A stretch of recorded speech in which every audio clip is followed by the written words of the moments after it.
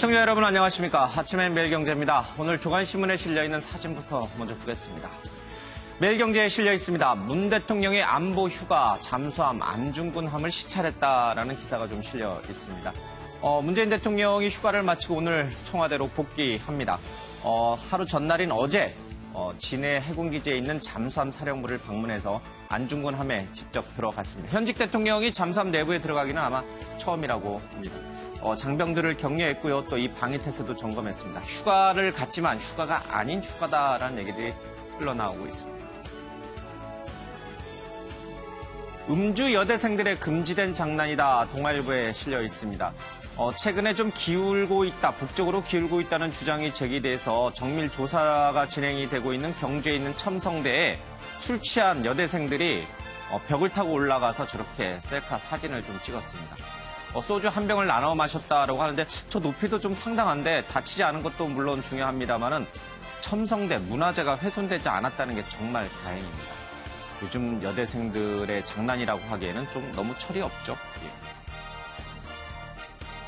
임용절벽 교대생들의 시위다. 서울교대생과 이화여대 초등교육과 학생 700여 명이 서울시 교육청 앞에서 초등교사 선발 예정인원 축소에 항의하는 시위를 벌이고 있습니다. 조희연 교육감은 이 정부 교육부의 탓이다라고 책임을 떠넘기고 있고 교육부는 뒤늦게 다시 한번 검토해보겠다는 얘기를 하고 있습니다. 어떤 것이 좋은 정책인지 또 방안인지 한번 다시 생각해봐야 될 것 같습니다. 또 외장재 화재, 두바이 84층 아파트에서 횃불처럼 불이 일어났습니다. 예전에 영화 타워링이 좀 생각나는데요. 영국 런던에서도 이 고층 임대 아파트에서 불이 나서 수많은 사상자가 발생했습니다. 비슷하게 두바이 이 아파트에서도 불이 났습니다만은 경보 시스템이 영국 아파트와는 좀 달랐습니다. 경보가 잘 울려서 주민들이 안전하게 대피했다고 합니다. 경보가 얼마나 중요한 것인지 새삼 느끼게 하는 사진인 것 같습니다. 자, 오늘 함께해 주실 분들 소개해드리겠습니다. 최양호 한국외대 초빙교수, 이지수 변호사, 이두하 전 국회의원이 함께합니다. 어서 오십시오. 네, 반갑습니다. 네, 먼저 군 갑질 문제부터 좀 살펴보겠습니다. 이번 주 내내 이 박찬주 제2작전사령관의 이 갑질 문제가 논란이 됐는데요. 군 당국이 어제 공식적인 조사 결과를 발표했습니다. 대부분의 제보 내용이 사실로 확인됐다. 그래서 직권남용과 가혹행위 혐의를 적용하겠다라는 얘기를 하고 있습니다. 공간병 한 명에게만 착용시킨 뒤 공간 내 세 곳에 설치된 호출벨을 작동시켜서 공간병을 부를 때 썼다. 박사령관 측은 제2작전사령부 공간에서는 이 호출규를 벽에 걸어놓고 썼을 뿐 손목에 채우진 않았다라고 진술이 좀 엇갈리고 있습니다. 아들이 휴가를 나왔을 때 옷빨래를 시켰다는 의혹에 대해서도 세탁기를 따로 돌릴 수 없어서 사령관 빨래를 하는 김에 아들 것도 함께 돌린 것이다. 이렇게 진술을 좀 하고 있습니다만은 전현직 공간병들의 주장은 좀 다릅니다. 군 검찰은 박사령관을 피의자로 신분을 전환해 공식 수사를 시작했습니다. 민간인인 부인에 대해서는 일단 참고인 신분으로 수사 중이지만 필요할 경우에는 민간 검찰에 수사를 의뢰할 예정이라고 합니다. 이럴 경우에 적용되는 혐의는 직권남용, 가혹행위, 감금, 폭행, 강요 여러 가지 혐의가 좀 적용될 수 있다고 합니다. 관련된 영상 잠깐 보겠습니다. 중간조사 결과 국방부는 민간단체가 군 검찰에 제출한 고발장과 감사 조사 결과를 토대로 이 작전사령관을 형사 입건하여 검찰 수사로 전환하기로 하였습니다. 또한 사령관 부인에 대해서는 군 검찰이 참고인으로 조사할 예정입니다. 참고인으로 조사할 예정입니다. 참고인으로 조사할 예정입니다. 네, 박찬주 군 사령관, 제2작전사령관 육군 대장입니다. 별 4개 대장 부부의 갑질 행위가 대부분 사실로 확인이 됐습니다. 어제 군 당국의 조사 발표를 보면서 그래도 설마 군 별 4개까지 달 정도면은 인성이라든지 덕이라든지 또 부하들을 인솔하는 탁월한 리더십이 있어야지만 오르는 자리인데 설마 이렇게까지 아들처럼이 아니라 노예처럼 부렸을까라고 반신반의했던 분들도 큰 충격을 받은 것 같습니다. 이 사실로 드러난 것 자체가 놀라워요, 그렇죠? 예, 그렇습니다. 지금 처음에 수사가 국방부 내에서 조사가 시작될 당시만 해도 대부분의 전문가들이 그런 일이 없을 것이다. 대장이라고 하는 위치에 오르기 위해서는 얼마나 엄격하게 주변을 심사해야 되는지 아느냐 이런 얘기를 많이 하셨는데 국방부 조사에서 지금 일부 서로 논쟁이 벌어지고 있는 부분도 사실은 그 사실관계가 완전히 잘못됐다는 게 아니에요. 예. 어떤 비슷한 일들은 있었지만 오해가 있었다 이런 정도고 대부분이 사실 확인됐는데 뭐 사실 있을 수 없는 일들입니다. 예. 공관병을 거의 노예처럼 부렸다는데 텃밭 농사시키고 아들 운전시키고 심지어는 그 썩은 과일을 갖다가 가져가서 예. 먹지도 못하게 하고 그냥 던지고 이러면서 옷에 얼룩이 생겼는데 그런 것들이 예. 심지어는 국방부 장관의 구두 경고까지 있지 않았습니까? 그런데 그 구두 경고까지도 어떻게 보면은 무시하고 계속적으로 이런 일을 저질렀다는 것은 심각한 그런 어떤 공관병에 대한 잘못된 태도가 뿌리 내려져 있었다. 예. 그래서 이번 기회에 확실하게 고치면 안 된다라고 하는 그런 생각을 할 수밖에 없는 상황입니다. 예. 그런데 이 군 조사 당국의 발표 내용을 보면은 웬만한 혐의에 대해서는 다 부인하고 있어요. 그러나 이제 전현직 공관병들은 오히려 박 대장이 너무 뻔뻔스럽게 거짓말을 해서 화가 난다 그래서 언론 인터뷰를 자청하는 경우도 좀 있었는데 잠시 뒤에 소개해드리겠습니다만 본인들은 아들처럼 대해줬다라고 하지만 실제로 이 공관병들이 군 당국 조사를 받는 동안 털어놨던 얘기들을 이렇게 종합해보면 아침 6시에 일어납니다. 저 6시에 일어나는 것도 이 박 대장 부부가 이제 아침 조찬 기도를 가기 때문에 그 시간에 맞춰서 일어나야 돼요. 새벽 기도 가는 걸 좀 보좌해줘야 돼서 6시에 일어나기 시작해서 그 다음부터는 빨래, 청소, 조리, 다림질, 텃밭 가꾸고 화장실 청소하고 또 골프공 주스러 다니고 또 냉장고도 관리하고 뭐 또 아들이 휴가 나오면은 같은 군인인데도 불구하고 그 아들의 속옷도 빨아줘야 되고 전으로 맞기도 하고 뭐 그러다 보면은 공간에 또 손님이라도 찾아오면은 12시에 이제 잠이 듭니다.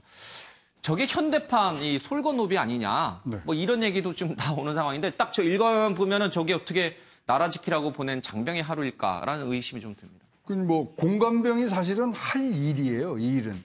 아 저게 원래 공관병이 하는 일이에요? 공관병 거기 가서 저기 도와드리려고 있는 건데 예. 저것을 저렇게 혹독하게 가혹적인 차원까지 했다는 자체가 문제가 되는 거죠. 예. 그래서 소위 말하는 지켜야 될 그런 뭐 저걸 노동이라고 생각하면 노동의 어떤 시간적인 제약이라든가 모든 것들을 해야 되는데 예. 자 인격적으로도 대하지 않았고 또 그것을 넘어서 모욕적이졌고 예. 인신적인 그런 차원에서 지금 벌을 줘야 되고 이런 거죠. 그다음에 특히 이걸 공관병으로 주위에 갔을 때 뭐 우리 학생들 얘기를 들어보면 아우 그 꽃보지가 아니야 그러는데 예. 사실 한 사람 옆에 개인적으로 그런 어떤 뭐 옆에서 지원을 해준다는 것 자체가 굉장히 어려운 일이고요.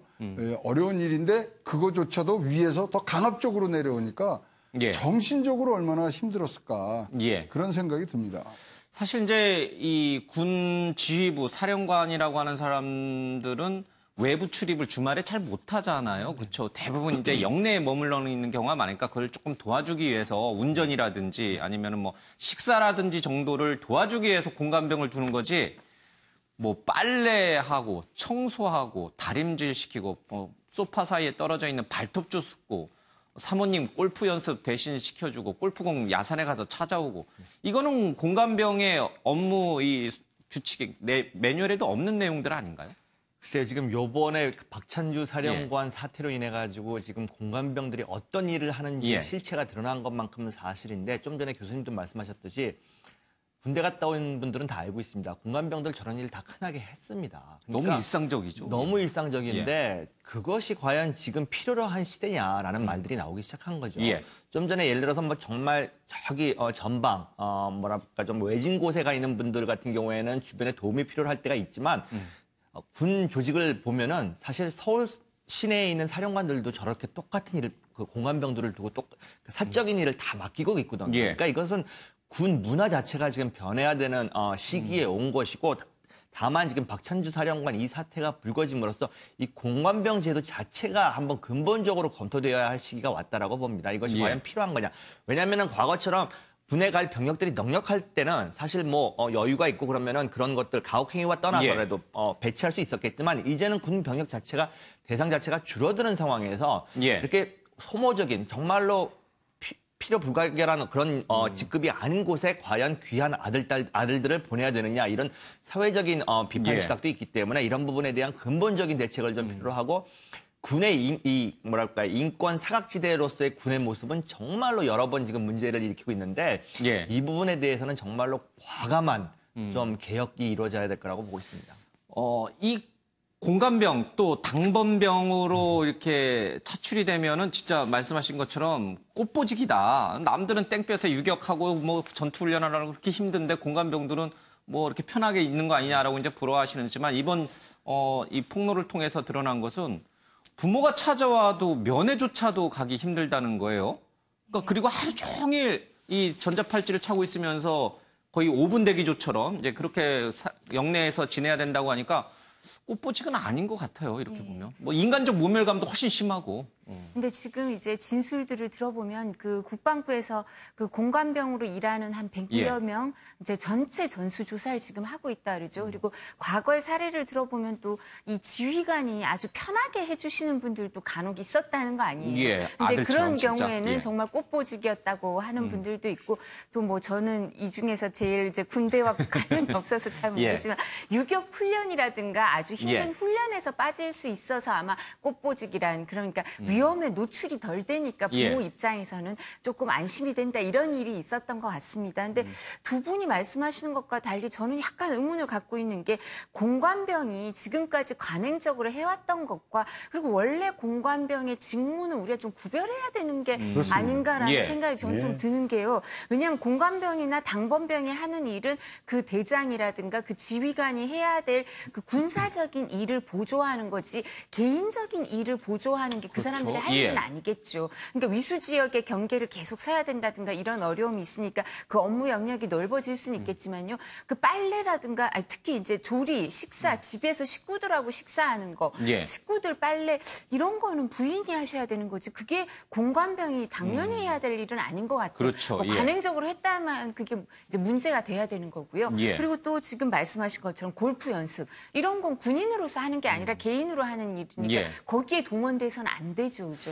그래서 이런 부분은 구별을 해야 되는데 사실상 어려운 면이 있으니까 여기에 대해서 매뉴얼을 뭐 그대로 지키는 예. 거에 대해서 엄격하게 봐야 될 뿐만 아니라요.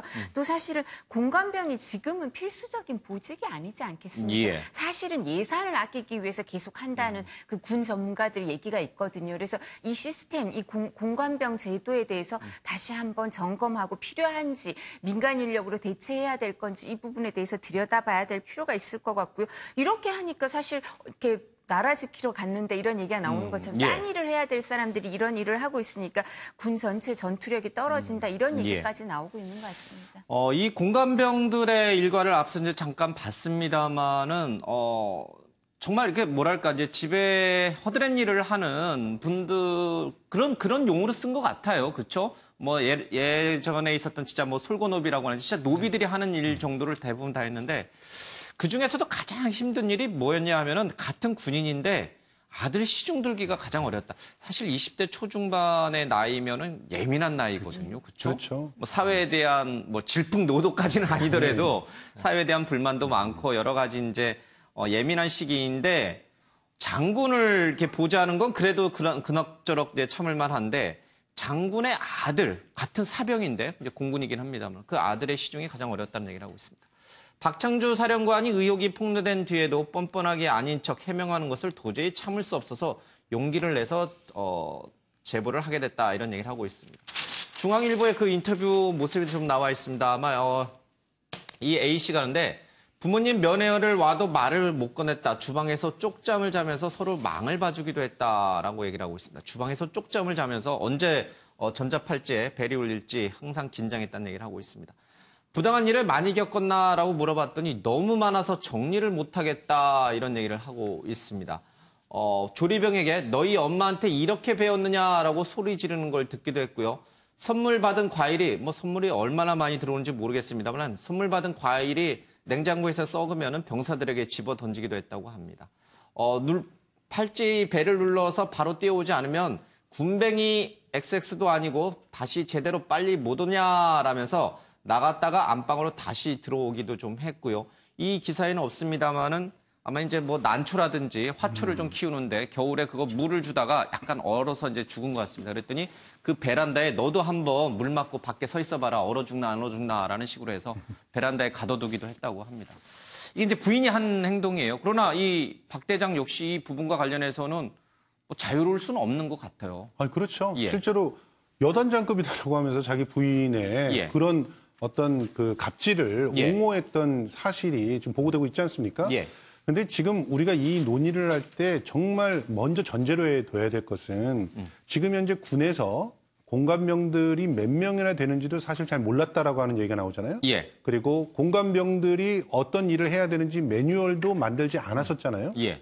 그러니 사실은 공관병이라고 하는 그런 직제는 임의로 만들어서 임의로 그 일들을 시켰던 거예요. 예. 그러니까 이게 관행이라고 하는 말 속에 모든 것을 묻어놓을 수가 없이 군에서 예. 소중한 우리의 자식들을 데려다가 예. 제대로 관리조차 안 한 겁니다. 그러니까 이 부분을 제일 크게 군대에서 반성을 해야 되는 것이고요. 정확하게 그 공관병이라고 하는 말 그 자체에 숨겨져 있는 그런 예. 의미만 뽑아내자면 관사를 관리하는 거예요. 관사 관리에 텃밭을 왜 관리합니까? 텃밭은 그분들이 예. 자기 나름대로의 정신적 수양을 위해서 혹은 자연과 함께하기 위해서 하는지 예. 모르겠지만 그거 자기가 관리를 해야지 그런 예. 수양이 되는 것이고 하는 거지. 공관을 관리해야 될 인력들은 지금도 필요하고 그것이 민간인으로 대체되던 예. 군인이 하던 해야 될 일이라고 보지만 절대로 이렇게 그 위계 질서상의 예. 상관인 사람이 직접 명령을 하게끔 하는 그런 형태로 진행이 됐다간 동일한 일들이 다시 반복될 거라고 봅니다. 저도 군 생활하면서 이 영내에 잡초 제거한다라고 해서 여러 번 차출돼서 한 적이 있어요. 그런데 그거는 군 부대 내 시설 관리 때문에 우리가 이 그렇죠. 태양볕에 가서 삽자루도 지고 낫도 지고 했는데 이 공관병은 달라요. 잡초 뽑기 봉사를 갔더니만 그게 군 간부의 텃밭. 이렇게 텃밭 키우시는 분들이 많은데 그 군 간부의 텃밭이었다고 합니다. 골프병도 있었고요. 테니스병도 있었고 과외병사도 있었습니다. 병사들 가운데 명문대 출신의 병사가 들어오면은 그렇게 지휘관들이 좋아한다고 합니다. 자기 이제 자식들 이제 과외 공부 시킬 수 있기 때문에. 이런 걸 보면은 정말 국가가 공식적으로 이 군 지휘관들의 골프 강사, 테니스 강사, 가외 강사를 허용해 준 거예요. 묵인해 준 거예요. 관행이라고 치기에는. 그렇죠. 그러니까요, 이게요, 사실 뭐 공관병이라는 어떤 제도적인 것보다 진짜로 중요한 그 본질적인 문제는 지휘관의 그 사람들을 운영하는 사람들의 정신 자세입니다. 예. 이런 일이 거의 같은 수준으로 일어날 수 있는 데가 예. 대학교 교수와 조교, 국회의원과 국회의원의 보좌관, 예. 다 우리 사례를 알고 있잖아요. 그 월급까지 뺏어서 자기 지역구에는 그럼 그게 제도적인 잘못이냐? 그거는 쟤는 99%가 그 해당 국회의원, 해당 교수, 예. 해당 사령관의 그런 정신적 그다음에 가치관의 문제였다고 생각을 합니다. 그런 분에 대한 교육과 자질 문제를 걸러내지 못한 것이 지금 중요하고요. 이제 지금 뭐 공관병이라면 필요하니까 만드는 거고요. 예. 지금 거기서 자꾸만 공관병 제도로 가면은 이거는 조금 초점이 흩어진다고 생각합니다. 예. 그 사람들을 정조준해서 이 사회의 어떤 지도층, 그다음에 지도자로서 지휘관으로서의 행동을 할 수 있게 만드는 사회, 그게 나라다운 나라라고 생각합니다. 그러면요, 공관병들의 피해 사례 직접 한 번 더 들어보도록 하겠습니다. 뭐 잔시인분을 시킬 때라던가 뭔가 원할 때 바로 눌러서 이제 바로 거리로 뛰어오지 않으면은 이제 난리가 나는 거죠. 그리고 진짜로 그 누르는 자기 배를 왜 이렇게 늦게 오냐고 집어 던진 적도 있고 물건을 집어 던지면서 폭언한 적도 많고 이거를 이렇게 관리를 못해서 다 썩히냐 하면서 사람한테 던지는 거예요. 그래서 한다던가 이렇게 하면 되는데 그게 아니라 여기는 그 사람이 괴롭혔다고 해서 어디다 말할 데가 없는 거예요. 그러니까 제일 힘든 거는 다 그 사람보다 다 미치니까 어디다 말해도 소용이 없을 것 같고 예, 인권 사각지대에 머물고 있는 공관병. 사실 박찬주 대장의 경우에 이 부부의 경우가 약간 더 정도의 차이지 더 심했을 뿐이지 대부분의 이 공관병들이 아마 비슷한 일을 했을 거예요. 이제 그렇게 이제 추론은 됩니다. 전수조사를 한다니까 더 밝혀질 텐데 문제는요. 한민구 전 국방장관이 이 박찬주 사령관에게 좀 제대로 해라. 공관병과 관련돼서 여기저기서 말이 너무 많이 나온다. 제보도 들어오고 민원도 제기된다. 관리를 좀 잘 하시오라고 분명히 구두 경고를 했음에도 불구하고 그 구두 경고도 좀 의아합니다만은 어쨌든 박찬주 사령관이 그 얘기를 듣고 가서 부인한테 우리 좀 조심해야겠다. 이렇게 분명히 이제 서로 대화를 주고받았어요. 근데도 개선은 안 됐어요. 왜 그랬을까? 정말 너무 관행적인데 뭐 이런 것까지 이렇게 자꾸 아마 문화의 문제가 있었다고 생각을 예. 합니다. 좀 전에 이제 그 교수님께서는 우리가 이걸 제도의 문제로 만약에 보게 예. 된다면 잘못된 어떻게 접근이 될 수 있다라는 우려를 말씀하셨는데요. 저는 그렇게 생각합니다.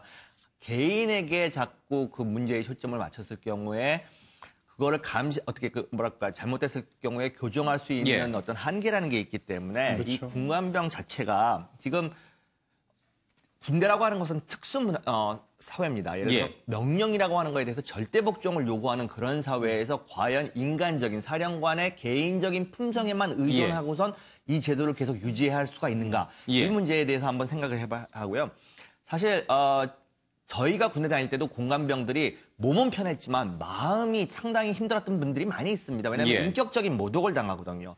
그다음에 아까 이제 이 사례에서도 나왔습니다만은 우리 군대 문화에서 고쳐야 될 것 중에 또 하나가 군기잡기라는 명목하에 이루어지는 예. 많은 일들이 있습니다. 근데 지금 생각해 보면은 내지는 지금도 아마 관행처럼 이루어질 거라고 생각을 하는데 그게 과연 군기잡기하고는 아무 상관이 없습니다. 예. 자기 어떻게 보면은 개인적인 스트레스 해소용도 있고요. 지금 그 박찬주 사령관의 부인이 했던 언사들이나 이런 걸 봤었을 때 이게 합리적으로 생각했을 때 군기 잡는 거하고 무슨 상관이 있습니까? 근데 아무 상관이 없는 것들인데 자꾸 예. 그런 군대는 원래 이런 거야.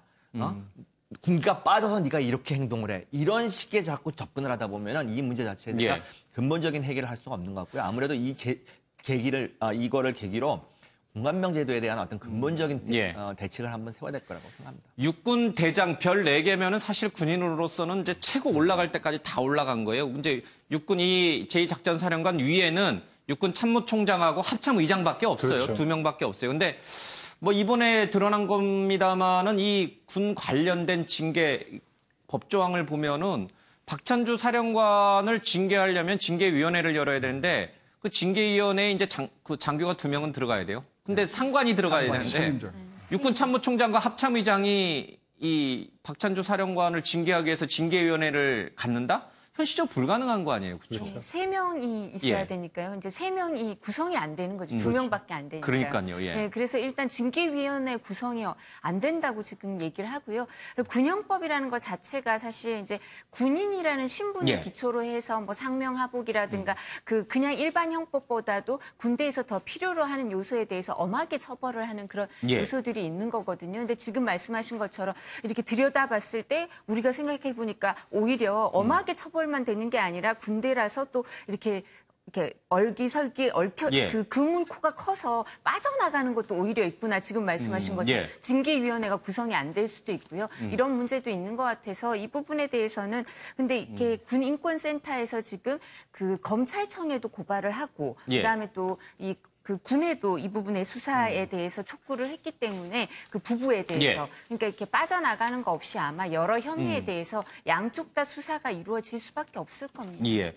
또 많은 분들이 지금 의아하게 생각하는 부분이 이 정도가 됐으면은 제2작전사령관 보직에서 해임시켜야 되는 거 아니냐. 그리고 해임시킨 이후에 이제 군 검찰 수사를 받게 해야 되는 거 아니냐. 이렇게 이제 주장하시는 분이 많은데 또 군법에 보면은 예. 이 삼성 장군 중장 이상은 예, 삼성 장군 이상은 보직 보직에서 해임하면 해임 자동 전역이 네, 된다면서요. 예, 그래서 지금 보직 해임을 하는 순간 자동 전역이 돼서 또 전역하는 걸 또 원치는 않아요. 또 우리 이제 많은 국민께서 분노하신 분들께서 그래서 이것도 애매해요. 만약에 군 검찰 조사를 받았는데 뭐 이렇게 약간 흐지부지 되거나 이렇게 해서 나왔을 경우에는 그냥 그대로 그냥 전역이 되는 거예요. 자동 전역이 되고 연금 받고 또 뭐 군시설 이용하는 혜택 다 누리고 이렇게 되는 거예요. 약간 군법이 일반 우리들 민간법보다 더 엄격하다라고는 하지만 약간 허점도 있어요. 분명히. 사실 그런 문제가 지금 군에만 있는 것은 아닙니다. 예.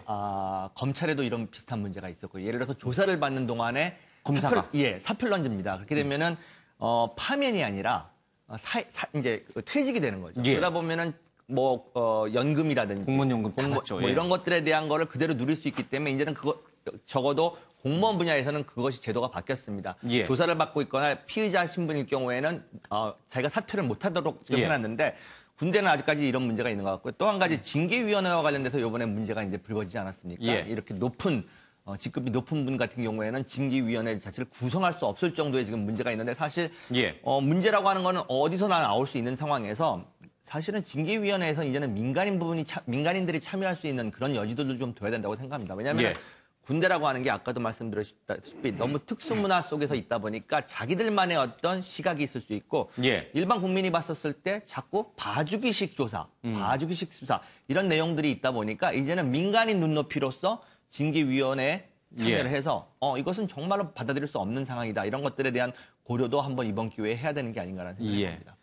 한민구 전 장관이 구두 경고했을 때 그냥 구두 경고한 게 거기서 그치고 또 흐지부지 된 게 이 박찬주 대장이 뭐 박지만 이주 회장하고 이제 육사 동기여서 그런 거 아니야. 그래서 장군 된 거 아니냐, 뭐 사성 장군 된 거 아니냐, 뭐 이런 얘기도 얼핏 나왔습니다만 뭐 직접적 연관성을 찾기는 어렵습니다만 뭐 뒤에 김관진 전 국가안보실장이 버티고 있는 거 아니냐, 박지만 씨가 동기여서 그런 거 아니냐, 뭐 여러 가지 얘기들이 좀 많은데 그래서 그냥 흐지부지 된 건가요? 뭐 그건 알 그런 게 수가 뭐 없죠. 합리적 의심이 예. 갈 수가 있습니다만은 이건 이제 본질적인 문제가 공관병에 국한이 돼서 예. 그런 상하 관계 특히 또 옆에서 실질적으로 그러니까 만약에 비서가 있다 그러면 비서에 대해서 그 사실 사적인 연관 또 공적인 영역이 이게 굉장히 희미해지잖아요. 그리고 비서라는 것, 또 공관병이라는 측근에서 지금 도와주는 그런 일들이 주목적이기 때문에 자, 뭐 아까 말씀드린 그런 이 합리적 의심 이런 것도 충분히 가능합니다만은 이번에는 하여튼 본질로 잘 들어가서 해결이 돼야 될 것 같습니다. 알겠습니다. 사실 근데 갑질의 정도를 굳이 뭐 따지자면은 부인이 더 심하잖아요. 예. 근데 부인은 민간인이에요.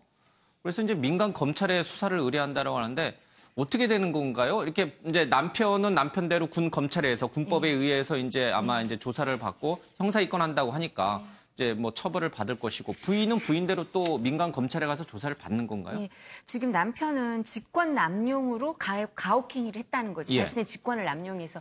그래서 이런 부분은 사실 민간에서는 일반 형법에서는 우리가 지금 이제 국정농단 사건 관련해서 직권 남용이 많이 문제되니까 그렇지만 그전엔 직무유기나 직권 남용에 대해서 처벌이 잘 안 이루어졌거든요. 예. 그리고 약했기 때문에 그래서 만약에 사실관계가 이제 군형법에서 인정이 잘 안 돼서 그렇지 인정이 된다면 직권 남용으로 가혹행위 하는 거에 대해서 형량이 이제 그 일반 형법보다 더 엄하게 처벌이 될 수밖에 없어요. 그래서 이 부분은 그 군형법으로 해서 이 부분 조사를 하는 것 같고요. 군 검찰이. 근데 이제 이게 이렇게 사건이 크게 안 됐으면 군 검찰이나 군 사법은 그 군 판사들은 지휘관 밑에 있거든요. 사실은 그 사법부 시스템이 좀 달라요. 맞아요. 그래서 실제로 조사가 이루어지고 재판을 받을 때 좀 어려워요. 보직을 그대로 갖고 계시니까. 그런 어려움이 있었는데 이건 너무 이렇게 크게 사건화됐기 때문에 그런 데서 조금 더 자유롭게 독립적으로 수사가 이루어질 가능성이 높을 것 같고요. 그래서 아마 군인권센터에서 이 부분뿐만 아니라 같이 부부를 또 이제 일반 검찰에도 고발을 한 게 폭행, 뭐 협박, 감금 이런 것까지 다 해서 이제 직권 남용이나 가혹행위 말고 나머지 부분까지 다 해서 더 추가로 나온 사실이 있다고 하면서 부부를 같이 민간 검찰에 고발을 해서 그런 부분은 또 따로 민간에서 조사가 검찰에서 이루어질 것 같습니다. 뭐 부인은 민간인 신분이긴 합니다만은 그래서 죄가 더 가볍다 할 수는 없는 것 같아요. 남편이 사성 장군이면 부인은 별 5개. 남편보다도 군 부인의 위세가 더 대단한 게 바로 저런 군대 내 조직 또 뭐 공무원 조직 그런 데 아니겠습니까? 부인한테 열심히 갔다가 로비를 해야 남편이 승진하는 그런 씁쓸한 옛날 우리 사회의 모습이 다시 또 생각나서 좀 그렇습니다. 자, 오랜 시간 좀 다뤘는데 경찰 고위직에도 의견 갑질이 있습니다. 하여튼 이거 우리 사회의 이른바 상류층, 지배층, 뭐 하여튼 이런 분들이 우리 일반 국민이라든지 밑에 부하들을 보는 시선이 이번 일로 인해서 좀 대폭 개선이 되지 않으면 계속 저렇게 이제 옷 벗는 일이 발생할 것 같습니다. 주의하셔야 될 것 같습니다. 넘어가죠. 한국일보입니다. 예술을 위해선 참아라. 도마 위에 오른 영화계 성폭력 문제 김기덕 감독의 사태로 수면 위로 올라왔다라고 하는데요. 글쎄요, 뭐 정부가 바뀌어서 그런 건지 잘 모르겠습니다만 그동안 우리 사회에 관행적으로 있었던 부분들이 갑자기 대거 막 이제 엄청난 사회적 문제로 다 이제 수면 위로 올라오고 있습니다. 영화계에서도 이 감독의 갑질 행위, 뭐 이거는 너무나 일반화돼 있는 거라고 사람들이 많이 그냥 대부분 다 그냥 인정하고 있죠. 뭐 저도 영화계 또 연극계 뭐 잘 알고 있습니다. 실제로 연극계에는 굉장히 오랫동안 몸담고 있었고 그러면 주변에서 이렇게 갑질을 하는 사람들을 정말 꽤 많이 봤어요. 그러니까 모든 연출자들이나 모든 감독들이 이렇게 하는 건 아니지만 특별히 그런 그 권위들을 인정받고 싶어하는 사람들이 있습니다. 예.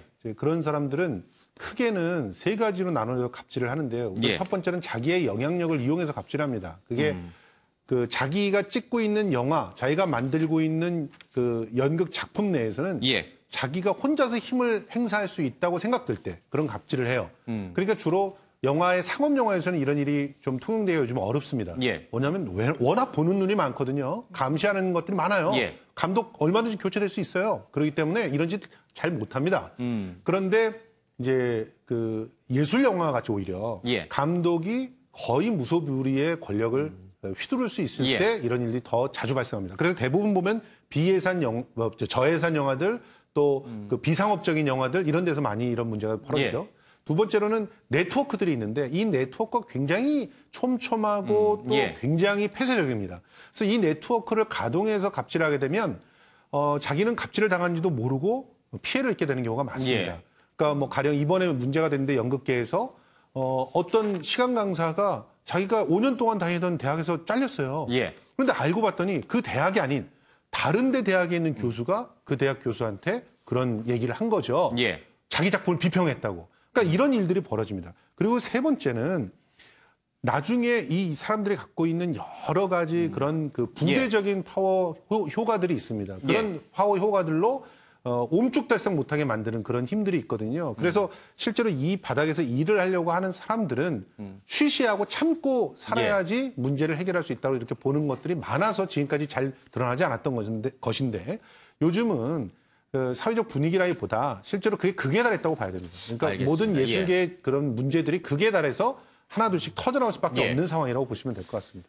사실 저도 이 김기덕 감독이라든지 홍상수 감독의 영화를 좀 좋아했거든요. 근데 김기덕 감독의 영화가 좋아하시는 분들도 있고 매니아층인데 또 다른 한쪽에서는 너무 폭력적이고 또 여성에 대해서 너무 지나치게 성적인 비하도 좀 심하고 이래서 또 싫어하시는 분들도 좀 있는데 이 메비우스라는 영화도 아마 약간 이제 그런 경계에 좀 서 있는 영화인 것 같습니다. 이 성폭력이라든지 뺨을 때리는 일도 좀 있었고요. 너무 이 성적 수치심, 성적 수위가 굉장히 좀 커서 이 여기에 출연한 여배우가 중도 포기했다 이런 제 주장도 좀 있었습니다. 지난해에는 다른 영화입니다만은 한 남자 배우가 영화 내용 중에 가정폭력을 묘사하는 장면에서 지나치게 여배우의 속옷을 찢거나 신체를 만드는 그런 불필요한 일까지 있었지만 결국 연기다라고 해가지고 법원에서 무죄를 선고받은 경우도 좀 있습니다. 김기덕 감독의 영화에 대한 작품성을 우리가 이 자리에서 논하기는 좀 어렵겠습니다만은 사실 이런 작품들, 그러니까 어떤 인간의 어떤 폭력성 이런 것들을 적나라하게 드러내는 영화에서는 진짜로 남자 배우가 내지는 감독이 맘만 먹으면은 그러니까 각본에 있는 거 이상으로 여배우에 대해서 진짜 성추행을 할 수도 있겠다 이런 생각은 좀 얼핏 들어요. 네. 근데 사실 저는 김기덕 감독의 영화나 이런 분들에 대해서 제가 예술적 소양이 부족해서 그런 것 같아요. 불편하더라고요. 영화관에서 한번 보고 나서 불편해서 그 뒤로는 안 보고 있는데 사실 그러고 나서 이제 여기 이 평판에 대해서 그리고 이 작품성에 대해서 다른 시각도 있다는 걸 느낀 게 슬럼독 밀리어네라고 아주 유명한 영화가 있었죠. 그 원작 소설 작가가요. 그러니까 인도의 그 직업 외교관이에요. 근데 그 사람이 그 비카스 스와루프라는 사람이 그 자기 소설에서 또 볼리우드 영화를 다루는 그런 소설에서 어떻게 얘기를 나오냐면 그 볼리우드의 탑 여배우의 소원이 현대 자동차를 사고 삼성 휴대폰을 갖고 이러고 나서 이제 그 다음 꿈이 나도 예술성 있는 작품 영화에 나가야겠어. 그러니까 한국의 김기덕 감독의 영화, 박찬욱 감독의 영화에 나가는 게 내 인생 꿈이다 이런 얘기를 할 정도로 그러니까 제3세계에서는 김기덕 영화의 작품 이런 거에 대해서 그렇게 높이 평가하나 보더라고요. 그런 사람들의 꿈일 정도로. 그렇지만 그 예술성이 뛰어날 수는 있지만요. 이 모든 사람들이 그거를 이 예술성과 관련해서 그 행동이 상식적이지 않은 행동을 참긴 어렵거든요. 그러니까 우리 그 영화판이나 영화 업계나 다른 예술 업계에서 사실 이런 매뉴얼이라든가 계약서가 상세히 안 돼 있는데 미국은 이런 게 아주 상세하게 계약서가 규정이 되거든요. 그래서 이런 부분에 있어서 최소한의 인권 또 최소한의 그런 분쟁은 일어나지 않도록 좀 더 매뉴얼, 계약서 이런 게 좀 예. 꼼꼼히 작성될 필요가 있을 것 같습니다. 어쨌든 지금 이제 뭐 피해 여성의 주장이고 여배우의 주장이니까 사실관계는 좀 봐야 돼요. 정말 그런 식의 어떤 가혹행위, 뺨을 때리는 행위가 있었는지도 좀 봐야 되는데 어쨌든 좀 뭐 조심스럽게 접근합니다만 만약 이런 일들이 영화계에서 또는 문화예술계에서도 여전히 횡행하고 있다면 이번 기회에 좀 개선이 좀 됐으면 하는 생각이 두 가지 갑질 아닙니까? 두 가지 갑질이 지금 관행, 관습 또는 하나는 예술이라는 예. 이름으로 다른 하나는 군이라는 특수관계인데 두 개의 공통점이 제가 하나가 발견된 게 뭐냐면 피해자가 적극적으로 문제를 제기할 수 있는 그런 이 분위기가 사회적 분위기가 만들어졌다.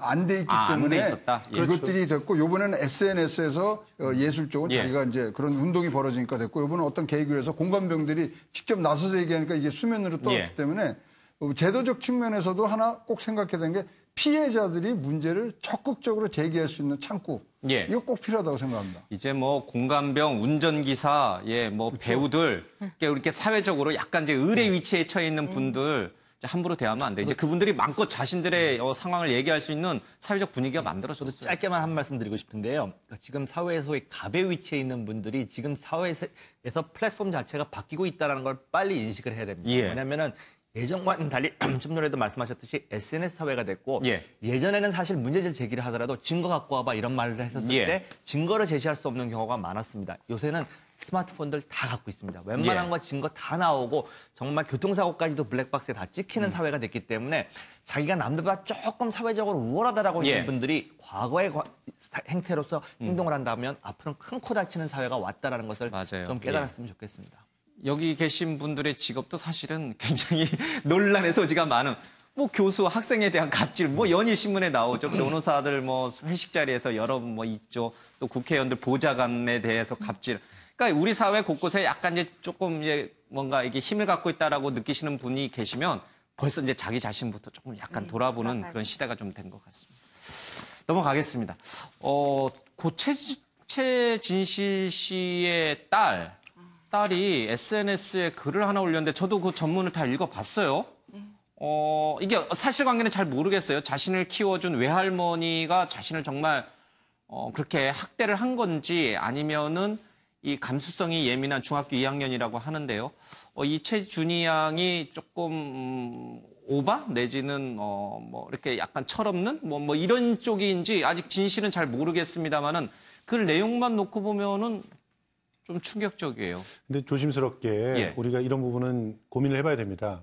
외할머니도 그렇고 이 준희 씨도 그렇고 정말 그 이 세상에서 겪어서는 안 될 그런 그 상황을 한 번도 아니고 지금 3번씩이나 겪었어요. 예, 엄마가 그렇게 되고 예, 엄마와 아빠 대신 믿었던 외삼촌이 또 그런 선택을 하고 그리고 나중에는 아빠까지도 그렇게 그러고, 됐어요. 예, 이런 일들을 겪은 상태에서 이제 남들이 생각하는 흔히 말해서 규준에 맞는 그런 행동들을 할 수가 없어요.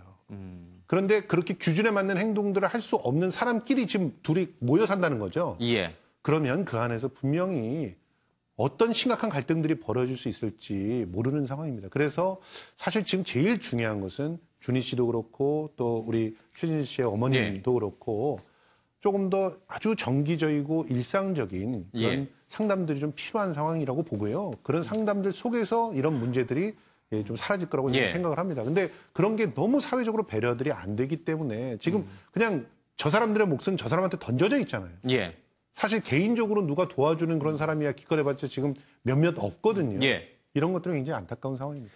근데 이게 지금 이제 제가 이렇게 훌쩍 뛰어넘어가지고 이제 얘기를 하니까 시청자분들이 저게 무슨 얘기인가, 무슨 사연인가 이렇게 궁금해하실 텐데, 이 최준희 양이 올린 글 내용을 보면은 자신을 키워준 이모 할머니, 그러니까 진짜 이모 할머니가 아니고 이제 약간 보모인가 봐요, 그렇죠?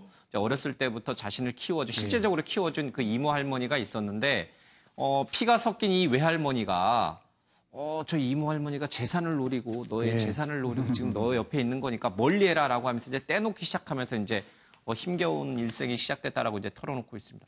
그러니까 우리는 잘 모르죠, 그렇죠? 네. 어떻게 이 최준희 양이 어렸을 때 엄마 잃고 아빠 잃고 또 말씀하신 대로 뭐 외삼촌도 외삼촌까지. 잃고 이렇게 이런 상황에서 어떻게 성장했는지는 잘 모르겠습니다만은 또 얘기를 듣다 보면 아 그럴 수도 있겠구나 그런 스토리가 또 만들어질 수도 있겠구나 이렇게 또 고개가 또 끄덕여지기도 해요. 그러니까 진실은 모르겠습니다만은 진짜 그 재산을 놓고 자신을 실제적으로 키워준 부모와 외할머니가 그렇게 사이가 안 좋았고 또 이 외할머니가 친외손녀를 이렇게 학대했다. 친오빠 그 오빠만 예뻐하고 자신은 학대했다. 이게 또 이렇게 맞는 건지 뭐 잘은 모르겠어요. 이제 기본적으로 이 유산은 아마 그 아이들한테 가 있을 거거든요. 예. 근데 아이들한테 가 있는데 상속인들이 이렇게 아이들이 있으면 아이들이 우선 순위로 1순위로 나눠봤는데요.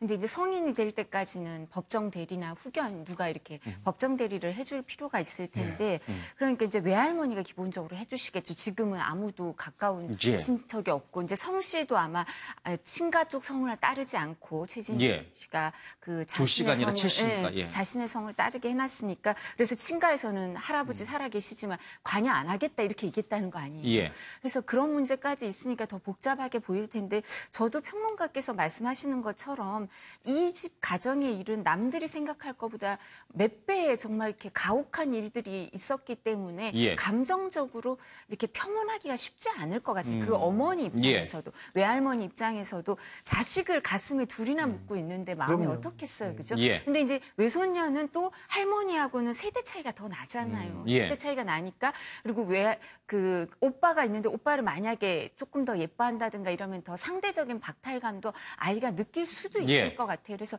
이런 문제가 근데 너무 이렇게 사회적으로 알려지고 이러면 이 내부에서 이게 예. 상처가 치유되기가 더 힘들 것 같아요, 저는. 근데 오늘 저도 오는 길에 읽어보니까 뭐 경찰이 오고 예. 뭐 이런 얘기가 예. 있더라고요, 그죠? 아마 누가 신고를 하고 이랬던 것 같아요. 근데 그렇긴 하지만 계속 그런 불행한 일들이 있었으니까 아이들이 그 정신 상태가 조금 더 취약할 수 있으니까 그런 부분에 있어서는 좀 더 이렇게 관찰이 필요하고 이렇게 가까운 사람들의 관심이 필요한 건 사실인데 가까운 사람들도 부담이 될 거예요. 이제 아이들이 이렇게 경제적으로 그렇죠. 예. 부유하고 이러니까 그게 오해받을 수도 있고 그래서 참 어려운 일이긴 하지만 저희가 함부로 판단하긴 또 맞아요. 쉽지 않은 일. 않습니다. 예. 근데 이게 오래된 얘기입니다. 사실 아, 그래요? 예, 알려진 바가 그러니까 다들 쉬쉬하고 이 집안이 정말 잘 되길 바라기 때문에 연예계에서 소식적으로 좀 알고 있는 사람들은 이런 갈등들이 있다라고 하는 걸 오래전부터 좀 알았지만 그 홍진경 씨라든지 이영자 씨라든지 과거에 그 도와주려고 하고 최진실 있죠. 씨와 친하게 지냈던 분들은 그럼 이 진실을 알고 있는 거예요? 어느 정도는 알고 있다고 봅니다. 그러니까 준희 씨 같은 경우는 또 굉장히 끼가 많고 예. 그리고 외향적이고 이전에 이제 지인들의 말을 들으면 연예계로 진출한다면 딸이 진출할 거야. 뭐 이런 얘기들을 갖다 예, 했었어요. 그런 얘기가 있었죠. 예. 예. 그러니까 그런 성격을 갖고 있는데 예, 외할머니 입장에서는 그런 것들이 오히려 관심을 끌게 되고 또 여러 사람의 주목을 받게 되고 하면 또 어떤 상처들 예전에 그 예. 잊고 싶었던 기억들이 다시 되살아날 수 있겠죠. 예. 그러니까 그런 것들을 못마땅해 할 가능성도 상당히 많고 그러면 그런 부분들이 계속적으로 제지되고 예. 막혔을 때 그 갈등들은 더욱더 심화될 수가 있는 거죠. 그러니까 우선적으로 저는 이런 상황까지 갔다면 사실은 주변에서 정말 믿을 만한 사람들이 있다면 뭐 어느 도와줘라. 정도는 예. 어느 정도는 좀 떨어져서 지내면서 서로를 치유하고 그리고 예. 다시 돌아오는 것도 괜찮다고 봅니다. 지금까지 이렇게 폭행이 거듭해서 진행이 된다면 이거는 말로써 되는 것이 아니기 때문에 조금은 거리를 예. 둘 필요도 있다고 생각을 합니다. 그러니까 이게 지금 중학교 2학년이다 보니까 굉장히 예민한 나이여서 과장되게 글을 썼을 수도 있고 아니면 정말로 지금 뭐 김성평 평론가께서 이게 오래전부터 연예계에는 알려져 있다라고 하는데 정말 외할머니의 그런 학대 내지는 폭행 또는 뭐 이런 게 학대라기보다는 이제 그런 갈등이 있었다. 갈등. 그러니까 예. 특히나 이제 준희 씨하고 외할머니하고 좀 잘 안 맞는 것 같더라. 아, 예. 이런 얘기들은 있었다는 거죠. 그러니까 뭐 학대 같은 경우는 이번에 처음 알려진 거고. 그러니까 그런 갈등들이 있었을 때 이제 사실 그게 초반에 좀 이렇게 예, 정말 중재자들에 의해서 잘 조율이 됐다면 또 그런 것도 현명하게 예. 극복해낼 수 있었을 텐데 지금 이런 상황까지 왔다는 게 너무나 안타깝다는 그런 얘기입니다. 예, 조금 더 이제 좀 들여다보고 또 진실이 뭔지는 좀 찾아볼 필요는 있겠군요. 예. 근데도 불구하고 좀 저는 이 글을 읽으면서 좀 가슴이 좀 이렇게 편하지가 않았던 게 지금 이제 화면에 나왔습니다만 최진실 씨, 최진영 씨 또 뭐 조성민 씨 뭐 이렇게 단란했던 화목했던 그 가정사가 이렇게 이제 자료화면으로 나갔는데 지금 다 안 계시잖아요. 예. 근데 그 딸마저도 자해를 여러 번 시도했다는 얘기를 제가 이제 그 익슨 글에서 봤는데, 아, 이건 좀 아니지 않는가. 그쵸? 아버지, 엄마, 외삼촌이 또 그렇게 하늘나라로 갔는데, 이 딸까지도 또 그런 극단적인 선택을, 이게 이제 뭐, 엄마, 아빠, 외삼촌이 그렇게 세상을 떠난 거를 알 거 아니에요. 그죠? 잘 알고 있고. 그러니까 똑같은 방식을 자꾸 시도한다는 게, 이건 너무 마음이 편치가 않더라고요. 이유가 뭐가 됐든 간에. 글쎄요, 뭐 그 세 분에 대해서는 참 열렬한 팬들을 많이 갖고 있던 예. 정말 우리 사회의 스타들 아니었습니까? 뭐 스포츠 스타이자 뭐 연예계의 스타, 그다음에 청춘 스타, 참 많은 팬들을 갖고 있었었는데 예. 그렇게 이제 비명에 갔다 보니까 팬들의 입장에서는 그 아들, 딸만큼이라도 잘 되고 행복한 모습을 보고 싶어 하는 게 아마 인지상정이 아닐까라는 생각을 예. 합니다. 그런데 자꾸 행복하게 잘 살고 있다라는 소식이 전해지기보다는 자꾸 이렇게 불행한 쪽의 이야기들이 예. 전해지는 거에 대해서 아마 팬들은 안타까워할 텐데요. 또 너무 이걸 갖다 심각하게 받아들일 필요도 없다라고 또 한편으로는 생각을 합니다. 예. 물론 문제가 있겠지만 여기서 뭐 자식 키우는 분들 다 많이 있으시겠습니다. 요때 부모와 자식 내지는 뭐 지금은 조부모와 이제 외할머니와 예. 이제 손녀의 갈등인데. 물론 이것이 더 심각하게 발전하지 않도록 관리를 해야 되는 건 사실입니다만은 그때 이제 겪는 갈등은 이쪽 사람 이야기를 들으면 이 말이 맞고 저쪽 사람 말을 들으면 저쪽이 맞고 하는 경우가 많이 있습니다. 그래서 예.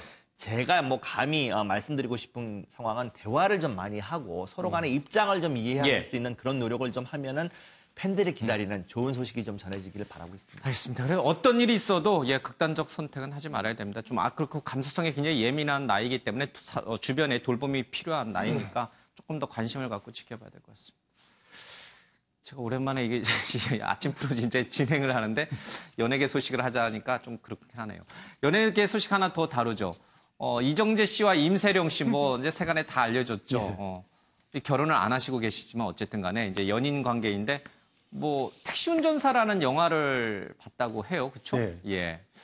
뭐 두 분이 이제 이렇게 가끔씩 예. 연인이구나라고 하는 걸 확인시켜주는 그런 보도들이 나오고 있는 건데 사실 이 두 분이 어떻게 보면 조심스럽고 또 굉장히 현명한 그런 예. 모습들로 만나고 있어요. 사실 이 두 사람이 만나고 있는 그런 모습들을 보면 얼마든지 정말 이제 공개됐으니까 예. 정말 다른 사람의 이목을 다 끌면서 뭐 화려하게 만날 수도 있는데 그러지 않고 아주 수수하고 잘 이렇게 좀 어떻게 보면 주변을 잘 정리하면서 이렇게 만나고 있는 모습들을 보인다는 건 예. 자신들이 갖고 있는 영향력들을 알고 있기 때문이고요. 예. 그런 영향력들을 인지한 그런 데이트까지도 뭐라고 할 필요는 없을 것 같습니다. 그런 예. 부분들을 가지고 너무 주목해서 관심을 갖는 것도 두 분들한테는 좀 불편한 일이 아닌가 생각이 됩니다. 그러니까요. 뭐 단독도 아니고 이제 뭐 세간에 다 이미 연인 관계가 다 알려졌는데 굳이 저렇게 이제 뭐 데이트하는 현장까지 또 찍어가지고 사실은 또 언론의 보도할 입장에서 봤을 때는 스토리가 잘 나올 그런 요소들이 많이 있지 않습니까? 예. 스타, 연예계 스타와 또 재벌계, 재벌가의 딸.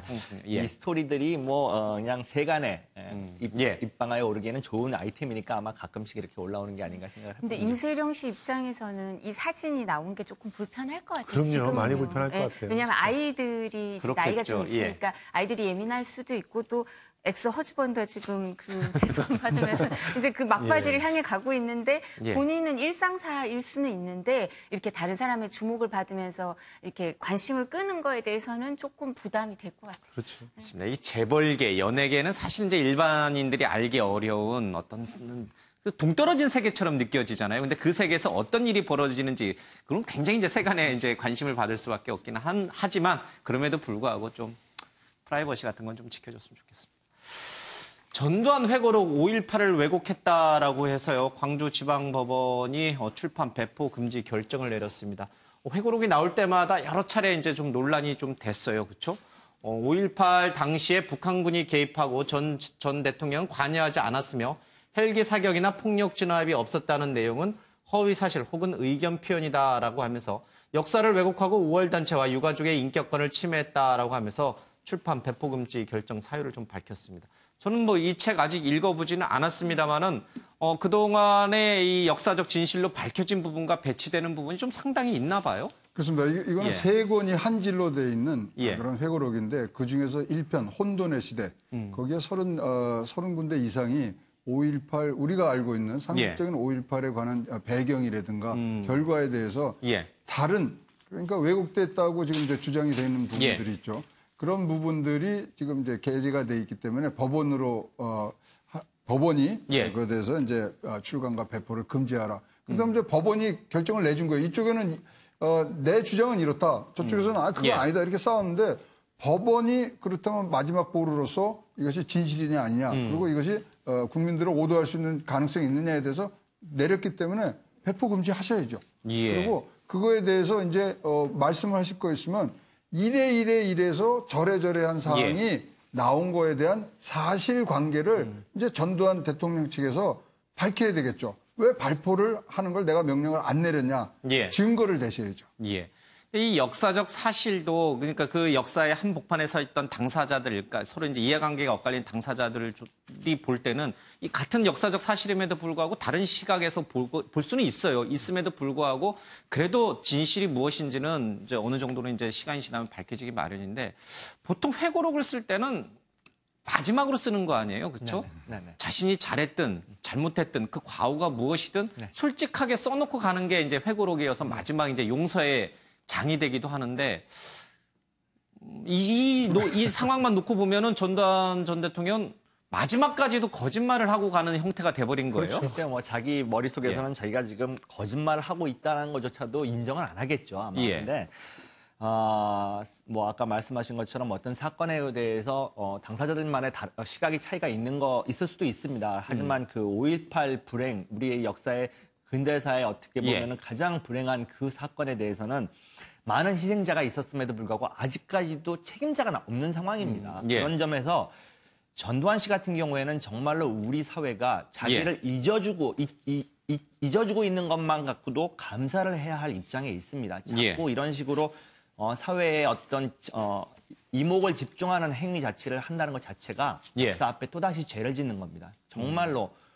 자기가 조금이라도 참여를 한다면 역사 속에서 사라져 주기를 저는 간절히 바랄 뿐입니다. 알겠습니다. 우리 사회가 뭐 해방 이후에 또 이제 뭐 한국 전쟁도 겪었습니다만은 여러 가지 이제 정치적 역동 혼란기를 거쳐오면서 과거의 적폐라고 불리는 것들과 이제 많이 결별을 하고 있어요. 뭐 이제 5.18 민주화 운동에 대해서도 실체적 진실이 드러났음에도 불구하고 이런 것도 이런 이제 가처분 금지 이런 것도 사실은 이제 역사의 어떤 이제 일반적인 진리를 향해서 가는 그 일반적인 흐름과 맥이 닿아있는데 이 문제는 좀 어떤지 모르겠어요. 이명박 정부에서 국가정보원이 민간인들을 동원해서 대거 댓글 부대를 운영했다. 뭐 3,500명 정도, 30개 외곽팀, 연간 한 30억 정도의 국가 예산을 써가면서 특정 정당, 특정 정치인을 감시하고 또 그들을 좀 유리한 쪽으로 여당 같은 경우에는 좀 좋게 선거에 유리하도록 조작을 했다라는 얘기가 이제 국정원 TF에서 확인이 좀 됐습니다. 이거는 역사의 수레바퀴를 앞서 잠깐 5.18 얘기 잠깐 했습니다. 뒤로 돌리는 거잖아요. 그렇죠?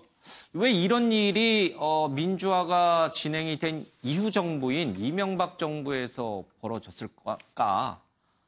그 이유를 쉽게 납득하기 어려워하는 분들이 되게 많아요. 그렇죠? 국정원이라는 것은 이제 대북 첩보라든지 해외에서 우리 이제 산업기술이라든지 스파이 뭐 이런 것들을 좀 막고 정보를 수집하는 기관인데 국내 정치에 여전히 개입하고 있다는 게 이제 확인이 된 셈인데 이거는 어떤 시선에서 봐야 돼요? 이게 정치 보복으로 보는 분들도 좀 있는 것 같던데 어떻게 봐야 됩니까? 이거는 정치 보복이라고 보기가 굉장히 어려운 것이 지금 저는 개인적으로 알고 있는 이전 국정원 그 직원분과 이 부분에 대해서 얘기를 나눠본 적이 있는데요. 너무너무 수치스러워합니다. 이 일들에 대해서. 그러니까 국정원이라고 하는 조직이 어때야 되고 우리나라를 위해서 어떻게 움직여야 되는지에 대해서 상식을 갖고 있는 사람은 동일하게 생각하고 있습니다. 정보라고 하는 건 엄청나게 중요한 일이고 더군다나 21세기에 어떤 정보들을 누가 어떻게 갖느냐가 그리고 또 단지 정보를 갖느냐가 정도가 아니라 그 정보를 어떻게 잘 조직화해서 새로운 그런 과제를 해결하는 데 솔루션을 제공하느냐가 굉장히 중요한 사회인데 그걸 마땅히 해야 될 곳에 그 대통령의 집사 같은 사람이 들어가는 거예요. 자격이 없는 사람이 들어가는 거예요. 낙하산으로. 들어가서 거기서 대통령의 심기를 보좌하기 위해서 거의 사적인 목적으로 그 정의 요원들을 쓰는 겁니다. 그 정의 요원들이 댓글 달고 있고 싶었겠습니까? 그런데 그렇게 함부로 쓰게끔 어떤 정치적인 시스템도 그걸 감시하지 못했다는 거죠. 언론이 그걸 감시해서 문제를 터뜨리면 예. 그걸 보복하고 또 제지하는 그런 형태로 진행이 되어 왔지 않습니까? 그러니까 이 부분에 대해서 우리는 숙제를 얻었다고 봅니다. 이 예. 형식적 민주주의가 완전히 뿌리내리기 위해서 우리는 어떤 감시 시스템을 가져야 되는가에 대한 질문을 받았고요. 예. 그것을 지금 이 시기에 예. 그 답으로서 내놔야 될 그런 시점이라고 저는 생각합니다. 지금 이 문제가 확인이 됐기 때문에 검찰 수사가 불가피하다는 얘기들이 흘러나옵니다. 그럼요. 그 검찰 수사를 그럼 누가 지휘할 것인가? 사실은 지금 서울중앙지검장인 윤석열 지검장이 과거에 이 댓글 사건 조사하다가 이제 한직으로 밀려나는 그런 이제 고초를 겪었잖아요. 그러니까 근데 역설적으로 또 이 지금은 이제 중앙지검장으로 복귀해서 이 수사를 지휘하는 위치에 올랐습니다. 참으로 역사의 아이러니가 아닐 수 없는데 잘 알잖아요. 네. 당시에 이 댓글 사건을 수사했던 수사팀장이었으니까 윤석열 지검장이 제일 잘 알 거예요. 국정원이 어떻게 개입했는지. 다시 이 윤석열 지검장이 상황이 바뀐 이 상황에서 이 사건을 수사하고 지휘한다면 당시의 검찰 지휘부뿐만 아니라 정말 권력의 핵심에 있었던 분, 심지어 이 기사에서는 이명박 전 대통령도 거론을 하고 있는데 정말 MB까지도 수사를 할 수 있을 것인가? 아마 윤석열 검사장 체제에서 수사를 하면 예. 아무 성역 없이 그럼요. 수사를 할 겁니다. 기본적으로. 제가 뭐 이 부분에 대해서 정치 보복이냐 아니냐 이런 예. 얘기를 하기를 떠나서 기본적으로 윤석열 검사장이라는 사람은 근데 뚝심이 있죠. 그리고 예. 이 사건에 대해서 앵커께서도 말씀하신 것처럼 가장 많은 내용을 알고 있는 사람 중에 한 명일 거예요. 예. 그러니까 이걸 본인이 직접 수사를 하지 않더라도 이 팀을 짤 때 예. 누구를 여기에다 투입해야 되고 어떤 식으로 수사팀을 짜야 된다 이렇게 생각을 할 때 효율적으로 할 수 있을 거고요. 그리고 아마 그 윤석열 검사장은 정치적인 사람은 아니거든요. 예. 그래서 이게 정치 보복으로 비춰서는 안 된다고 생각하니까 그리고 이제 자신이 이 역량이 이렇게 동원될 수 있는 검사 수사관들이 예. 본인이 이제 선택하고 결정할 수 있는 그런 힘이 생겼잖아요. 그러니까 제가 생각하기에는 이게 국가에 도움이 되는 방향으로 국정원의 제대로 된 역할, 기능을 새로 바로잡는 방향으로 이 수사가 이루어져야 된다. 그래서 이 부분에 대해서 그렇지만 이렇게 환부를 깨끗하게 도려내는 예. 그런 방식이어야 되지 이 부분 갖고 여기도 헤집어보고 저기도 헤집어보고 그런 식으로 할 것 같지는 않아요. 자기가 많은 내용을 알고 있기 때문에. 예. 그리고 아마 청와대에서는 이와 관련해서 이제 반부패 비서관으로 있는 박형철 검사가 예. 이제 지금 비서관이고 변호사지만 박형철 전 부장이 이 부팀장을 했죠. 그래서 예. 이 두 사람이 이 내용을 많이 알고 있기 때문에 제가 기대하는 건 전 개인적으로 다 아는 사람들이죠. 예. 근데 이분들이 그렇게 뭐 나라에 도움이 되는 방향으로 이 수사가 잘 이루어지도록 그렇게 했으면 하는 마음이 있습니다. 알겠습니다. 윤석열 중앙지검장이 과거 이 댓글 사건 수사팀장이었을 때 국회에 나와서 했던 얘기가 있습니다. 잠깐 들어보겠습니다. 뭐 이렇게 된 마당에 사실대로 다 말씀을 드리겠습니다. 일단 처음에 좀 경로를 하셨습니다. 그리고 야당 도와줄 일이냐, 야당이 이걸 가지고 정치적으로 얼마나 이용을 하겠냐, 이렇게 외압이 들어오는 것을 보니 이거 수사해서 기소도 제대로 못하겠다 하는 판단이 들어서 정하려고 그러면 내가 사표 내면 해라, 이런 말씀을 하시길래 저는 이게 검사장님 모시고 이 사건을 계속 끌고 나가기는 불가능하다는 판단을 했습니다. 외압이 있어서 수사와 기소를 더 이상 유지하지 못한다고 판단하셨다고 얘기했죠? 뭐 이거는 이 수사 초기부터 지금까지 계속 되어온 것이고 계속 해야 됩니다. 예, 당시에 이제 이영렬 서울중앙지검장과 조영렬이죠. 저도 이름 헷갈려요. 아니요. 이영렬은 최근까지 중앙지검장 하셨던 분이고요. 저기는 저도 이름을 찾아봐요. 예. 당시 이제 중앙지검장과 이 수사팀장이었던 윤석열 현 중앙지검장이 이제 어떤 얘기가 있었는지 털어놓는 얘기가 좀 있었습니다. 이명박 전 대통령이 2012년 대선을 앞두고 임기 말이었는데 차기에 들어설 박근혜 정부의 당선, 박근혜 후보의 대통령 당선을 위해서 원세훈 당시 국정원장한테 당신들 저 댓글 부대를 운영해서 인터넷 여론전을 좀 펴라. 그래서 박근혜 후보가 당선이 될 수 있도록 도와라. 라고 이명박 전 대통령이 원세훈 원장에게 지시를 했고 원세훈 원장이 그것을 듣고 국정원 내부 조직에게 그런 어떤 명령을 하달해서 그런 일이 벌어졌다. 이제 이렇게 시나리오가 이루어졌을 가능성 거의 없다고 이제 아마 얘기하는데 조심스러운 부분입니다. 예.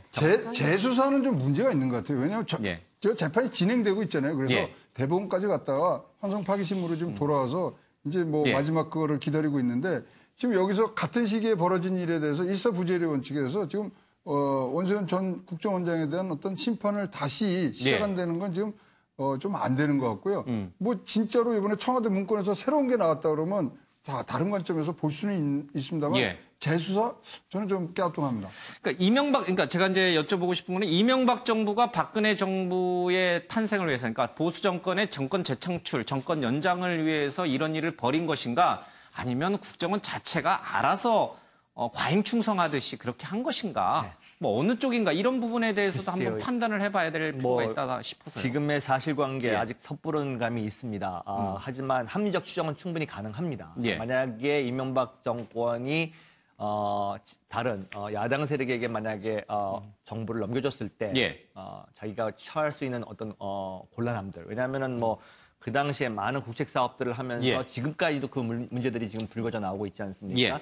그랬을 경우에 아무래도 합리적 이건 추정에 불과합니다. 예. 아무래도 자기한테는 좀 더 우호적인 정부가 들어서는 것을 원했겠죠. 예. 개인적으로도 원했을 것이고 그거에 따른 어떤 자기가 명령을 내릴 수 있을 만한 충분한 의심은 듭니다만은 아직까지 사실관계로 밝혀진 건 분명히 없습니다. 좀 전에 교수님께서는 그 부분에 대한 어떤 재수사가 필요하지 않는 게 아니냐라는 의견을 이야기하셨는데요. 저는 달리 봅니다. 지금까지의 그 수사는 사실 독립적이고 중립적인 입장에서 이루어질 수 없는 정치적 환경이었습니다. 그렇게 된다면은 새롭게 이것에 대한 실질적 진실을 국민들은 알아야 할 필요가 권리가 있다. 있습니다. 예. 그렇기 때문에 어떤 상황이어서 어떤 일들이 이루어졌는지를 재조사하는 것은 저는 필요하다고 봅니다. 알겠습니다. 뭐 파장이 좀 클 그런 수사고 또 사실로 확인이 됐기 때문에 너무 엄청난 일입니다. 뭐 어떤 분들은 박근혜 정부에서 있었던 국정농단 사태, 블랙리스트보다도 더한 일이다. 뭐 국민의당의 증거 조작보다도 더한 일이다. 이렇게 보시는 분도 좀 있고 그래서 좀 지켜보겠습니다. 안철수 전 대표의 이른바 당권 도전, 전당대회 출마가 국민의당 내부에 상당한 파장을 낳고 있습니다. 뭐 40명의 의원 가운데 찬성하는 사람은 1명에 불과하다 이런 얘기도 나오고 있고요. 이 동교동계를 중심으로는 안 전 후보를 출당시켜야 된다. 이런 얘기, 제명시켜야 된다. 이런 얘기도 나오고 있습니다. 이런 가운데 안철수 전 대표가 모 언론과 인터뷰를 했는데 국민의당이 민주당에 흡수되는 상황을 대단히 우려했기 때문에 이번에 출마하게 됐다라고, 그러니까 선당 후사의 생각으로 출마한 거다. 당을 지키고자 했다라고 얘기를 좀 하고 있습니다. 관련된 영상 인터뷰 좀 들어보겠습니다. 제가 다음 대선에 나서는 것을 우선 생각했다면 물러나 때를 기다리는 것이 현명한 선택일 겁니다. 하지만 제 미래보다 당의 생존이 더 중요합니다. 이 소중한 가치를 위해서 제 모든 것 던지겠습니다. 그 길이 국민을 위한 길이라는 믿음으로 가겠습니다. 존경하는 국민 여러분, 당원 여러분, 저 안철수 당 혁신에 앞서서 먼저 제 자신을 바꾸겠습니다. 절박함으로 저를 무장하고 뜨거운 열정으로 당과 나라를 받들겠습니다. 소통의 폭부터 넓히겠습니다. 먼저 제 정치적 그릇을 크게 하고 함께하는 정치 세력을 두텁게 하겠습니다. 메신저를 통해서 안철수 의원이 이제 출마한다는 얘기가 많이 돌더라고요. 네. 그래서 그제 저녁, 그 다음에 어제 오전 뭐 이렇게 해서 이제 전달해 드렸고, 본인이 이제 읽어는 보신 것 같더라고요. 제가 페이지를 열어봤다는 것은 확인이 되니까. 네. 그리고 답변은 없으셨고요. 그래서 어쨌든 제 의견은 그런 방식으로 전달을 해 드렸는데, 이제 어제 오후에 이제 출마하겠다고 강행을 했고요. 정치 지도자로서는 아직은 많이 어떤 자기 실력 연마와 성찰 이런 부분이 필요하다라고 국민들이 판단했기 때문에 대선에서 패배했다라고 보고 있는 거고요. 네. 그래서 이제 국민들이 그렇게 판단을 하셨다면 사실은 대한민국을 이끌어갈 어떤 권력 의지를 가졌던 정치인이라면 그 국민들의 판단에 따르는 것이 어떤가라는 것이. 왜 사람들이 다들 안철수 전 후보에게 지금은 반성하고 자숙할 때다. 안 그래도 이제 이유미 씨 조작 사건까지 터진 터라 자숙하겠다고 분명히 했으니 지금은 당대표 나올 때가 아니라고 그렇게 말렸음에도 불구하고 안철수 전 후보가 전격 당대표에 나온 거. 알고 봤더니 동교동계를 중심으로 호남 의원들을 중심으로 민주당하고 자꾸 이렇게 통합하려는 움직임이 있어서 이러다간 당이 없어질지 모르니 당을 구하기 위해서 나왔다라는 게 지금 안 전 대표 측의 얘기인데 어느 정도 타당성을 갖고 있어요? 지금 거기에 제일 중요한 워딩이 뭐냐면 정치 세력을 두텁게 하겠다. 그럼 지금 방금 지적하신 대로 뭐는 다른 세력과 특히 뭐 민주당이나 바른정당이나 그런 이 통합 문제가 이제 가는데 사실 정치인들이라는 게 복귀를 뭐 많은 분들이 이제 뭐 실패했다 다시 복귀하는 과정에서 자기의 가치를 제일 극대화할 수 있는 타이밍을 잡아야 되거든요. 그 부분에 대해서는 안철수 의원이 지금 조금 실기하신 부분이 있지 않나 생각을 하고요. 자기 모든 걸 던지겠다는 표현들을 많이 쓰셨어요. 그럼 이번에 대표하는 되시면은 뭐 진짜 정계 은퇴를 하실 건지 등등의 지금 모호한 걸로만 너무 깔았기 때문에 좀 많은 분들이 반대 의견을 내고 있지 않나 그렇게 봐집니다. 그러니까 이 명분은 어느 정도 국민적인 지지를 받을까요? 내가 가만히 있으면 이 국민의당을 호남계 의원들이 그냥 통째로 민주당에 갖다 줄 거야. 그러니 국민의당을 지키기 위해서 내가 나온 거야라고 하는 이 명분은 어느 정도 국민적 지지를 받을까요? 글쎄요, 뭐 지금 당대표를 출마하는 거에 대한 여론 자체가 좋지 않은 건 사실이지 않습니까? 당 내외를 불문하고.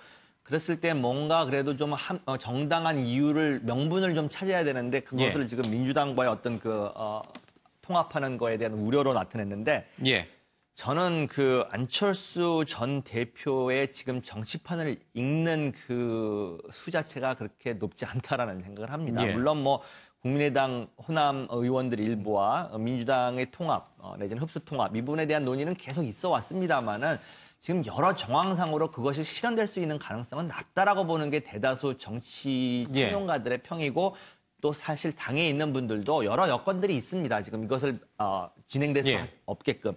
근데 그것을 명분 삼아 내가 그런 일이 벌어지지 않도록 당대표에 도전했다. 저는 상당히 설득력이 없다고 봅니다. 그것보다는 지금 국민들의 눈높이에서 봤었을 때 지금 안철수 전 대표가 나서야 할 절대로 좋은 지금 타이밍은 아닌데 왜 나서는가라는 거에 대한 지금 부분이 더 부각되고 있는데 자꾸 이렇게 그 명분이 별로 설득력 없는 것으로서 나서는 것 자체는 저는 좋지 않다라고 생각을 하고 있습니다. 사실 이렇게 대선에 출마했다가 낙선을 했을 경우에 복귀하는 기간이요. 뭐 DJ 때는 뭐 940일, 이회창도 246일, 안철수는 80일인데 점점 정계 복귀가 빨라집니다. 문재인 대통령도 사실 이제 떨어지고 그렇게 오랜 시간이 있지 않았죠. 빨리 복귀했는데 떨어졌다는 것은 국민들로부터 뭔가 자신이 부족하다라는 평가를 받은 거잖아요. 그 부족함을 메우기 위한 공부하는 시간을 좀 갖고 돌아와야 되는데 공부도 안 하고 나 다시 도전할래 이런 거를 우리 국민은 어떻게 바라볼까? 그러니까 사실 그전에는 자숙 기간이 필요하다. 그래서 정치적인 휴지기를 갖는 게 의무인 것처럼 여겨졌고 그게 상당 기간 시간이 필요하고 그리고 다시 복귀할 때는 명분이 있어야 된다 그랬죠. 정치는 명분이니까. 그런 얘기를 많이 했었는데 지금 말씀하신 것처럼 계속 빨라지고 있고 또 그전에는 사실 어느 시점 전에는 그 떨어진다는 낙선 자체가 이렇게 국민들한테 선택을 못 받은 거기 때문에 자숙하고 다시 돌아와야지가 아니라 정계 은퇴를 하고 진짜 자숙하고 정계 은퇴를 해야지 이런 마음이 있었던 것 같은데요. 어느 시점부터인가는 대선은 재수는 기본이다 이런 생각을 하게 된 것 같습니다. 그러면서 점점 정계 복귀가 빨라지니까 이게 어떤 다당제를 유지하기 위한 명분 이런 거보다는 오히려 개인적인 정치적인 어떤 그 욕구, 그다음에 정치적인 그런 부분을 실현시키기 위한 게 아닌가 이런 생각을 하게 되는 것 같습니다. 어떻게 될까요? 정말 탈당이 이루어지고 또 일부는 바른정당과 연합하고 또 일부는 민주당으로 다시 통합하고 뭐 이렇게 될까요? 정계 개편이 일어날까요? 글쎄요, 뭐 그럴 가능성은 오히려 저는 낮다고 생각하는데요. 그 민주당으로 정말 이분들 다시 돌아간다면 민주당에서 공천 받을 수 있을 것 같습니까? 그러니까 그 굉장히 자기 나름대로 그림으로 착각들을 많이 하고 계신 것 같아요. 더불어민주당의 인재들이 얼마나 많습니까? 아마도 지금 현재 인재 풀로만 봐서는 대한민국 생긴 이래 가장 많은 인재들을 갖고 있는 그런 당일지도 몰라요. 지금 더불어민주당. 그러니까 그 정계 개편이 이런 식으로 이루어지지는 않을 것 같습니다. 알겠습니다. 네, 앞서 이정재 씨와 임세령 씨의 연예 기사를 다루면서 저희들이 자막에 정우성 씨로 좀 잘못 나간 부분이 있습니다. 시청자 여러분께 사과드리겠습니다. 오늘 아침 MBL 경제는 여기서 마치겠습니다. 즐거운 주말 보내시기 바랍니다. 고맙습니다.